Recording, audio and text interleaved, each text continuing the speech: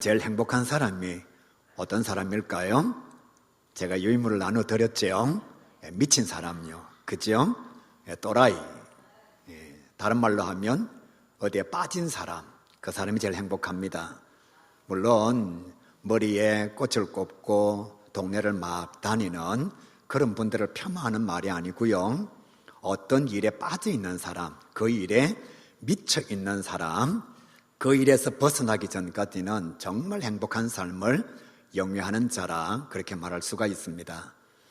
삼성그룹의 이건희 회장이 돈을 참 많이 보태주고 도와준 화가가 있습니다. 아주 인정하고 좋아했던 동양 화가 박대성 씨입니다. 여러분 집에 가셔서 유튜브로 한번 박대성 화가를 찾아보시길 바랍니다. 그림 한 점이 1억이 넘습니다. 대단한 사람이에요. 그런데 그 화가가 뭐라고 얘기했느냐 하면, 나는 밥을 먹지 않아도 그림만 바라보아도 행복하다. 그 사람은 그림에 미친 사람이거든요. 우리는 밥에 미친 사람이라서 그림 아무리 바라보아도 우리는 밥 먹어야 됩니다. 그죠? 그림 아무리 예뻐도 밥 안 먹으면 우리는 배가 고파요. 그런데 이 동양화가 박대성 씨가 뭐라고 얘기하느냐, 나는 밥을 먹지 않아도 그림만 바라보아도 너무너무 행복하다는 거예요. 국민 연기자라고 말할 수 있는 탤런트 김혜자 씨, 그는 자기 말로 이렇게 말합니다. 나는 밥을 할 줄도 모른다. 나는 빨래를 해본 적이 없다. 그러니까 정말 보통 사람으로서는 상상할 수 없는 그런 삶을 산 사람이에요. 그런데도 그가 이렇게 인터뷰에서 고백합니다. 나는 무대 위에 서기만 하면 너무 행복하다. 여러분, 사람이라면 밥은 할 줄 알아야 됩니다. 저도 밥은 할 줄 압니다. 빨래는 할 줄 알아야 돼요. 그런데 사람이 보통으로 할 수 있는 그런 일들을 못하는 연기자가 뭐라고 얘기하느냐, 나는 무대 위에 서면 너무너무 행복하다는 거예요. 국민 가객이라고 할 수 있는 가수 송창식 씨, 그는 노래에 미친 사람요. 그래서 노래를 잘하기 위해서 평생 동안 직업을 가지지 않았다는 겁니다. 그가 어느 날 후배들에게 이렇게 말했어요. 내가 하루 기타 연습을 하지 않으면 내가 내 실력을 알게 되고, 이틀 연습하지 않으면 관객들이 내 기타 실력을 알게 되고, 3일 연습하지 않으면 우리 모두가 다 내 연주 실력을 알게 된다. 그래서 나는 가수로서, 노래하는 사람으로서 하루에 1시간 이상씩 무조건 기타 연습한다는 거예요. 제가 이 얘기를 들으면서 좀 부끄러웠습니다. 나는 목회자고 나는 목사고 하나님의 말씀을 전하는 사람인데 정말 매일 제가 1시간씩 성경을 볼까. 그래서 그 인터뷰를 보고 난 뒤로 저는 새벽 기도가 끝나면 기도를 시작하지 않고 항상 성경을 먼저 봅니다. 무조건 기도의 자리에서 30분은 성경을 읽습니다. 아니, 노래하는 사람도 노래를 잘하기 위해서, 그 노래에 빠진 사람도 다른 사람들에게 가장 아름다운 모습을 보이기 위해서 매일 1시간씩 기타 치는 연습을 한다는데, 하나님의 말씀을 전하는 목사가 하루에 1시간도 성경을 보지 않는다? 이건 직무유기지요. 만약 그것을 내가 감당하지 않으면 나는 하나님의 성령에 빠진 사람이라고 말할 수가 없는 거예요. 세계 최고로 높은 산악 14개를 등정한 엄홍길 대장이 이렇게 말했습니다. 자기가 말했어요. 나는 산에 미친 사람이다. 나는 가정을 가지고 있으면서도 산에 미친 사람이다. 여러분 생각해 보세요. 그 8,000m가 넘는 산은요, 죽음이 기다리고 있는 산입니다. 눈보라가 몰아치고요, 차가운 바람이 불고요, 깎아지른 절벽이 그들을 기다리고 있는데 이렇게 말합니다. 나는 산에서 죽고 싶다. 히말라야에서 죽은 내 동료들은 행복한 사람이다. 돌았죠. 그죠? 미친 사람이잖아요. 그죠? 그런데도 그들은 산에 올라가면 너무너무 행복한 거예요. 우리는 엄광산에만 가도 누가 데리고 왔느냐 원망하는데, 산에 미친 사람, 산에 빠진 사람은 산에 있기만 해도 행복하고, 뭐라고 얘기하느냐, 내 죽음의 시간은 집이나 병원이 아니라 산이었으면 좋겠다. 우리 정태민 원장님도 산을 정말 좋아해서 주일마다 등산 가는데요. 산에 가면 행복하니까요. 제가 좋아하는 목사님이 있는데요. 그분은 금요일 저녁에 금요 신맥 기도회가 끝나면 산에 가요. 매주 산에 갑니다. 추운 겨울에도 산에 갑니다. 산에 가서 산기도 하느냐? 아니요. 텐트를 쳐놓고서 산에서 잠을 자고 토요일 아침 그 산에서 맞이하는 게 너무 행복하대요. 그래서 철학 기도가 끝나면 텐트를 둘러매고 산으로 올라가는 겁니다. 미친 사람은 행복해요. 거기에 빠져 있는 사람은 즐겁습니다. 여러분, 사람들이 왜 마약을 하는지 아세요? 또 이 말을 듣고 마약하지 마시기를 바랍니다. 마약에 중독되어 빠져 있는 시간은 너무 행복하거든요. 그러니까 마약을 계속하는 겁니다. 하나님의 말씀에 나타나는 성경의 사람들, 하나님의 사람들은 조금 간단하게 말씀드리면 하나님께 미친 사람들이에요. 하나님께 빠진 사람들입니다. 그들의 삶의 중심이 하나님이고 삶의 목적이 하나님이고 삶의 기준이 하나님이에요. 생각해 보세요, 여러분. 하나님께서 만약 여러분에게 이제 곧 세상이 멸망할 거니까 엄광산 꼭대기 올라가서 배를 만들어라? 그러면 아마 우리는 이렇게 생각할 거예요. 내가 잘못 들었나? 또 아니면 하나님이 돌았나? 아니, 하나님 지금 제정신이가 이렇게 좋은 때에 무슨 물러서 세상을 심판한다고? 그런데 여러분, 노아는 그 하나님의 말씀에 빠져서 방주를 만드는데 인생을 다 탕진한 사람입니다. 방주를 만드는데 자기 인생 전체를 다 바친 사람이 노아라, 그렇게 말할 수가 있어요. 하나님의 사람 아브라함은 예배에 미친 사람이요. 여러분, 제가 설교합니다. 사랑하는 성도 여러분, 여러분의 재산을 예배 드릴 때 하나님께 바치시길 바랍니다. 와, 우리 목사님 드디어 돌았다. 이제 돌았다. 완전 또라이, 완전 또라이. 그런데 하나님께서 아브라함에게 뭐라고 말씀하셨느냐? 아브라함은 너 나 좋아하냐? 예, 좋아합니다. 너 예배 드리기를 절기하냐? 예배 드리기를 절기합니다. 너의 독자 이삭을 내게 바쳐. 아, 예, 알겠습니다. 성경 말씀이지만 이건 정말로 여러분 어려운 거예요. 하나님께서 아브라함에게 이렇게 말씀하셨잖아요. 내가 너로 인하여 큰 민족을 이룰 것이다.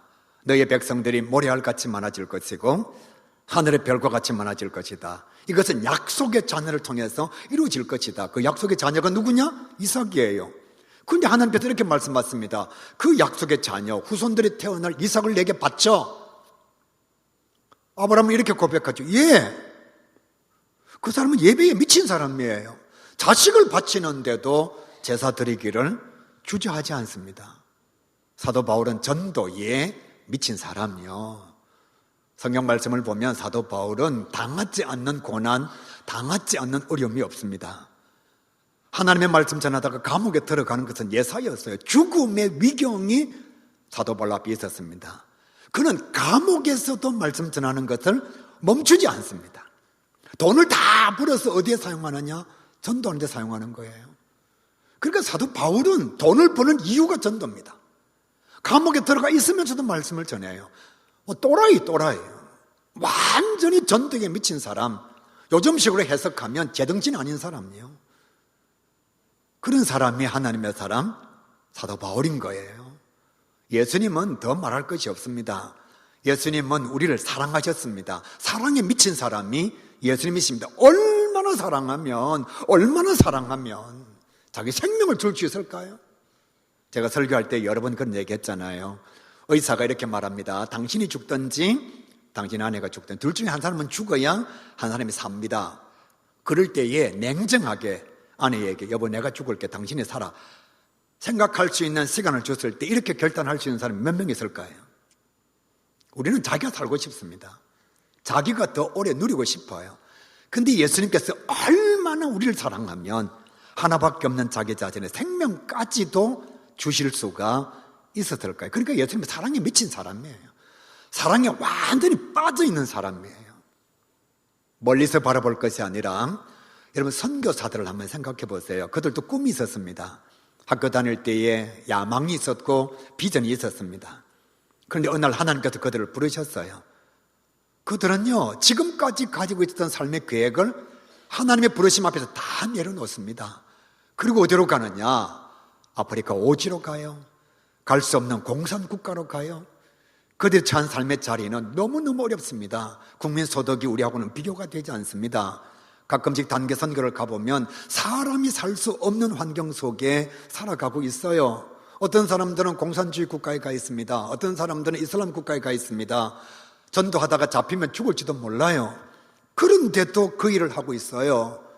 더 놀라운 것은 선교사님들을 만나보면 나는 선교사 간 거 너무너무 후회합니다. 내 인생은 왜 이렇게 불행한지 모르겠어요. 그렇게 말하는 선교사님 별로 없어요. 다 이렇게 말합니다. 행복합니다.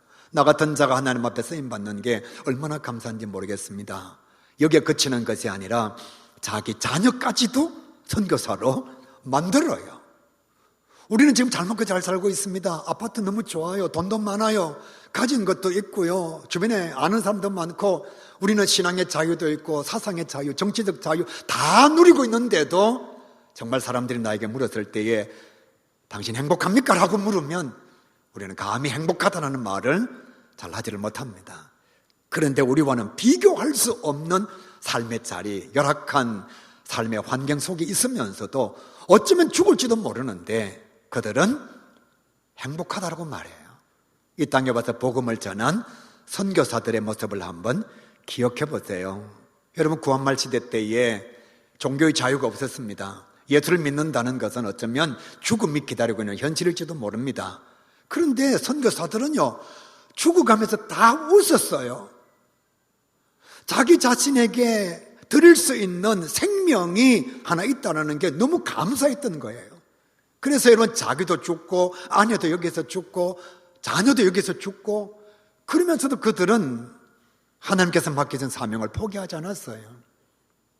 그들의 자서전을 보면 다 조선 땅에 와서 복음을 전한 것은 내 인생의 행운이었다고, 내 인생의 축복이었다고. 비교해보면 말도 되지 않는 상황인데 왜 이렇게 그들은 행복하고 기뻐했을까요? 성령에 사로잡혔거든요. 돈이 많았던 것도 아닙니다. 출세한 것도 아닙니다. 엄청난 명예와 권력을 가진 것도 아닙니다. 그런데 그들은 다 행복했어요. 왜? 성령의 사람이었거든요. 앞에 말씀과 비교하면 성령에 미친 사람요? 성령에 빠진 사람요? 복음에 미친 사람요? 그러니까 그 꿈, 미몽, 거기서 벗어나기 전까지는 광인의 삶을 살면서도 그들은 너무나 행복했습니다. 사랑하는 가교회 성도 여러분, 성경을 많이 알아야, 교회를 오래 다녀야, 신앙의 연륜이 깊어야, 출세하고 성공해야, 큰 교회의 목사가 되어야만 위대한 사명자가 되는 것은 아닙니다. 신학교 교수요, 얼짱 권사, 부자 장로 되어야만 행복한 일꾼이 되는 것은 아닙니다. 성경을 보십시오. 엘리는 제사장입니다. 큰 교회 담임 목사예요. 대형 교회의 위 목사라는 말이에요. 엘리 제사장은요. 그리고 여러분, 솔로몬은 진짜 부자였습니다. 엄청난 부자였어요. 전 세계의 인구를 통틀어서 솔로몬과 다윗만큼 부자인 사람은 지금도 존재하지 않는다고 말할 정도예요. 엄청난 부자였습니다. 그리고 사울 왕은 탁월한 미남이었습니다. 하나님이 인정할 만큼 얼짱이었어요. 정말 잘생겼습니다. 여러분, 용모가 준수했어요. 골리앗은 보통 사람들이 범접할 수 없는 인간적 조건을 가지고 있었습니다. 사람의 키가 3m 6cm가 넘어요. 그리고 자기 앞에 방패를 들고 있는 사람이 있습니다. 손에는요, 배틀창을 들고 있습니다. 여러분, 이 사람들이 행복했노라고 고백했을까요? 아닙니다. 그들의 인생의 말로는 다 비참했습니다. 사울왕은요, 전쟁터에 죽었고요, 골리앗은 상대도 되지 않는 다윗의 돌에 맞아서 세상을 떠났습니다. 부자 솔로몬은 그가 세상을 떠날 때 남긴 말이, 내가 다 해봤는데 모든 것이 헛되다. 그러니까 그의 인생 자체가 헛된 거예요. 행복하지가 않았습니다. 부인도 1000명이었어요. 그런데도 그는 행복하지가 않았어요. 엘리 제사장은 자녀가 죽었다는 얘기를 듣고서 목뼈가 부러져서 세상을 떠났습니다. 여러분, 큰 교회 담임 목사님, 부자, 잘생긴 사람, 인간적 조건이 탁월한 사람만 행복한 일꾼이 되느냐? 절대로 그렇지 않아요. 말씀에 보면 억지로 십자가를 진 구레네 시몬이요, 원치 않았는데 졸지에 회심한 사도 바울, 형들에게 미움을 받고 종으로 팔려간 요셉, 포로로 팔려가서 그 잡혀간 현장에서 모진 고난의 삶을 산 다니엘, 삶의 조건으로 보면 훨씬 안 좋습니다. 그런데 이들은 다 행복한 하나님의 사람이 되었어요. 왜? 성령에 사로잡혔거든요. 하나님의 영어에 인도를 받는 하나님의 사람들이었거든요. 내 자신의 삶의 조건이 좋아야만 여러분 행복하게 사는 것 아닙니다. 선교사들과 여러분 비교해 보세요. 여러분이 훨씬 잘 살아요. 그들은 가진 재산도 없어요. 여러분은 그래도 아파트라도 있고 단독주택이라도 있고 차로도 타고 다니고, 요즘은 너무 많이 먹어가서 배불러 미치겠다, 배 터지겠다, 배불러 죽겠다라고 말할 만큼 그 정도로 잘 먹어요. 근데 우리가 정말 행복하냐? 위대한 하나님의 사명자가 되어 있느냐? 그렇지 않은 경우가 많다는 거지요. 그래서 오늘 성경은 이렇게 말씀합니다. 10절 말씀을 보세요. 하나님께서 이 세상에 성령을 보내주셨다. 그래서 성령을 통해서만 하나님을 알 수 있다. 어떻게 하면 하나님께 미칠 수 있느냐? 성령을 통해서만 하나님께 미칠 수 있다는 거예요. 12절 말씀, 성도들은 세상의 영이 아니라 하나님께서 보내신 성령을 받은 자들이다. 그러므로 이 성령을 통해서만 하나님의 은혜를 경험할 수 있다. 13절, 성령을 통해서만 영적인 것들을 알게 되고 보게 되고 경험하게 된다. 그러므로 영적인 사람이 되려면 성령을 받지 않으면 안 된다. 마지막 14절, 육에 속한 사람은 성령을 따르지 않기 때문에 절대로 하나님을 알 수가 없다. 그리고 이 말씀 전체를 딱 합치면 이렇게 말할 수 있습니다. 성령으로 아니하고서는 믿음을 가질 수가 없다. 성령으로 아니하고서는 하나님을 경험할 수가 없다. 성령으로 아니하고서는 영적인 사람이 될 수가 없다. 성령으로 아니하고서는 육적인 삶의 자리에서 벗어날 수가 없다. 믿음의 모든 것, 신앙의 모든 것은 오직 성령이다. 그렇게 말씀하고 있는 거예요. 성령에 사로잡힐 때에 세상의 환난과 고통을 이길 수 있습니다. 하나님의 사람들이 그랬습니다. 성령의 지배를 받을 때에 자기를 뛰어넘을 수가 있습니다. 하나님의 사람들이 그랬습니다. 그래서 여러분 성도들은 세상의 물욕에 빠지는 것이 아니라, 세상의 권세에 빠지는 것이 아니라, 세상의 환락에 미치는 것이 아니라 성령에 빠져야 하고 성령에 미쳐야 하고 성령을 사모하는 자가 되어야 합니다. 그래야 달라지고 그래야 변화가 되는 거예요. 세상적인 것으로는 변화되지 않고 달라지지 않습니다. 갈라디아서에 이렇게 말씀하잖아요. 오직 성령의 열매는 사랑과 희락과 화평과 오래 참음과 자비와 양성과 충성과 온유와 절제. 성령이 있는 사람은 이런 열매가 나타난다는 거예요. 조금 격하게 말씀드릴게요.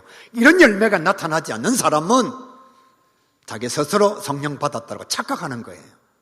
이건 성경 말씀이거든요.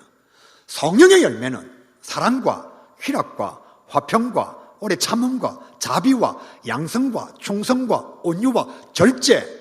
성령이 있으면 이런 열매가 나타난다는 거예요. 이런 열매가 없다는 말은 성령이 내주하고 있지 않다는 거죠.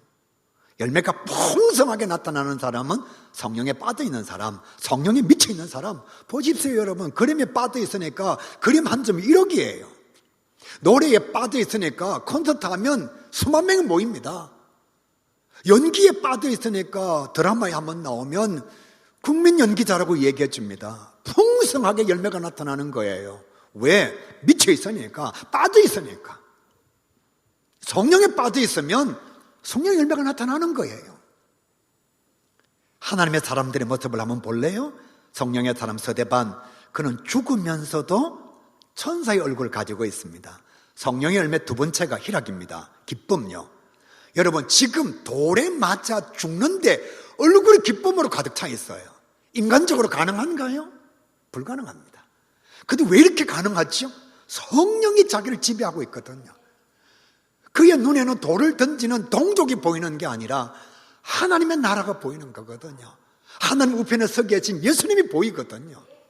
성령에 사로잡혀 있으니까 죽어가는데도 얼굴이 기뻐요. 고난 속에 있는데도 얼굴이 환해요. 왜? 성령이 자기를 지배하고 있잖아요. 사도 바울은 감옥에 있으면서 이렇게 말합니다. 여러분, 나를 본받으십시오. 아니, 무슨 이런 사람이 있습니까? 감옥에 있으면 뭐라고 얘기되죠? 영치금 좀 많이 넣어달라고. 아니, 뭐 하느냐고, 빨리 변호사 좀 사가지고 나를 빨리 안 꺼내주고 어떻게든 나를 좀 자유하게 해달라고. 이게 감옥에 있는 사람들의 하소연이잖아요. 근데 사도 바울은 이렇게 말합니다. 감옥에 있으면서도 여러분, 나를 본받으시길 바랍니다. 이것이 성령의 열매, 화평입니다. 감옥이 그 마음의 평안을 빼앗아가지 못해요. 환난이 그 마음의 자유를 빼앗아가지 못해요. 왜요? 성령의 열매가 자기 안에 있으니까 감옥에 있는데도 얼굴이 평안한 거예요. 예수님은 십자가 위에서 자기를 죽이는 원수들을 용서하셨고 죄인된 우리를 위하여 자기 자신의 전부를 주셨습니다. 이게 뭘까요? 성령의 열매, 사랑이에요. 성령의 열매 제일 첫 번째가 오직 성령의 열매는 사랑과. 예수님은 사랑이 풍성했던 성령의 사람이었어요. 그러니까 여러분, 지금 자기를 죽이고 있고 십자가에 못 박았고 자기를 힘들게 하는 그들을 하나님 앞에 이렇게 기도하죠. 아버지여, 저들의 죄를 용서하여 주옵소서. 우리는요, 내가 죽는 날까지 갈봐야 되겠다. 내가 그것까지 내가 용서 못한다. 지가 사과를 안 하는데 내가 왜 용서를 해? 나는 하나 받으면 10가지를 내가 갚아야 직성이 풀리는 사람이야. 성령이 없는 사람이에요. 그 마음에 사랑의 열매가 없는 사람이에요. 예수님은요, 그냥 돈에 손해를 끼친 사람이 아닙니다. 사업에 어려움을 준 사람이 아니에요. 지금 자기를 십자가에 못 박아서 죽고 있는 자기를 향해서 조롱하는 사람들 향해서 아버지여, 저들의 죄를 용서하여 주옵소서. 이 성령이 예수님을 지배하니까 사랑의 마음으로 그들을 용서하는 거예요. 그래서 주님께서 뭐라고 말씀하셨습니까? 너희도 이와 같이 70번씩 7번이라도 용서하라. 그렇게 말씀하시는 거거든요. 그러니까 성령을 받으면 내가 원수 갚아야 되겠다는 생각이 아니라 사랑의 열매가 나를 지배하니까 원수 갚지 않아도 나는 행복한 거예요. 그가 나한테 사과를 구하지 않아도 행복한 거예요. 왜? 내 안에 성령의 열매, 사랑이 있으니까. 여러분, 로마 병정들이 예수님께 아이고 예수님 죄송합니다. 우리가 십자가에 못 박아서 많이 아프지요. 가시 면류관 우리가 씌웠네요. 고통스럽죠. 이렇게 사과했습니까? 아닙니다. 그냥 예수님은 사랑의 열매로 성령의 지배를 받아서 그들을 용서하신 거죠. 초대교회 성도들을 한번 보실래요? 그들이 오순절날 마가 요한 다락방에서 성령이 충만했을 때에 여러분, 이거 성령 말씀이거든요. 재산을 나누었습니다. 재산을 서로 유무상통했어요. 요즘은 배우자끼리도 재산 따로 합니다. 결혼할 때 조건이 뭐냐 하면 네 재산은 네 재산, 내 재산 내 재산. 너 그 집에는 네가 가고 우리 집에는 내가 가고. 만약에 이혼하거든 자녀는 네가 키우라. 요즘 이것이 결혼의 조건입니다.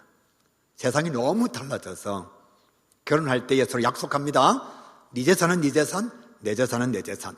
우리 같이 절대로 안 합친다. 명절날 너는 너 그 집에 가고 나는 우리 집에 가고. 시댁 처가 때문에 서로 스트레스 받지 말자. 세 번째, 이 자녀 나중에 이혼하거든 네가 키우라. 나는 좀 자유할게. 그래서 요즘 여러분 결혼할 때 그런 약속을 하는 거예요. 재산을 나눈다. 형제 자매도 안 됩니다. 그거 자기 재산도 아니에요. 부모 재산인데도 그거 가지고 싸워가지고 형제 자매들끼리 얼굴도 쳐다보지 않습니다. 요즘 세대가 그렇습니다, 여러분. 그런데 성령 충만하니까 재산을 서로 유무상통했다. 다 같이 내놓고 필요를 따라 나누어 샀다. 성령 충만하니까 이런 변화가 나타난 거예요. 성경 공부 열심히 해서, 또 아니면 책을 많이 읽어서, 아니면 도덕 교육을 많이, 아니요. 성령 충만할 때에 성령의 열매가 나타나는 거거든요. 그들은 모이기를 기뻐하고 즐거워했습니다. 제가 3번 강조하겠습니다. 그들은 모이기를 기뻐하고 즐거워했습니다. 성령 충만하니까 그들은 모이기를 기뻐하고 절거부했습니다. 우리는 내일 또 오라 그러면 뭐 또 오라 카노 또.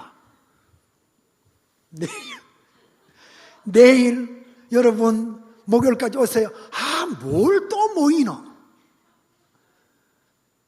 여러분 내일 여행 갑니다. 다 2만 원만 내고 제가 필리핀에 데리고 갑니다. 아싸!